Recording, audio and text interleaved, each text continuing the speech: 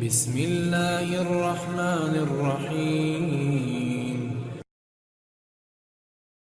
حضرت ابو ہریرہ رضی اللہ تعالی عنہ نے فرمایا کہ اس حج کے موقع پر مجھے حضرت ابو بکر رضی اللہ تعالی عنہ نے یوم نحر ذی الحجہ کی 10ویں تاریخ میں اعلان کرنے والوں کے ساتھ بھیجا تاکہ ہم منع میں اس بات کا اعلان کر دیں کہ اس سال کے بعد کوئی مشرک حج نہیں کر سکتا اور کوئی شخص ننگے ہو کر بیت اللہ کا طواف نہیں کر سکتا۔ حمید بن عبد الرحمن نے کہا، اس کے بعد رسول اللہ صلی اللہ تعالی علیہ وآلہ وسلم نے حضرت علی رضی اللہ تعالی عنہ کو حضرت ابو بکر رضی اللہ تعالی عنہ کے پیچھے بھیجا اور انہیں حکم دیا کہ وہ سورہ برات پڑھ کر سنا دیں اور اس کے مضامین کا عام اعلان کر دیں۔ ابو ہریرہ رضی اللہ تعالی عنہ فرماتے ہیں کہ حضرت علی رضی اللہ تعالی عنہ نے ہمارے ساتھ نہر کے دن منع میں 10ویں تاریخ کو یہ سنایا کہ آج کے بعد کوئی مشرک نہ حج کر سکے گا اور نہ بیت اللہ کا طواف کوئی شخص ننگے ہو کر سکے گا۔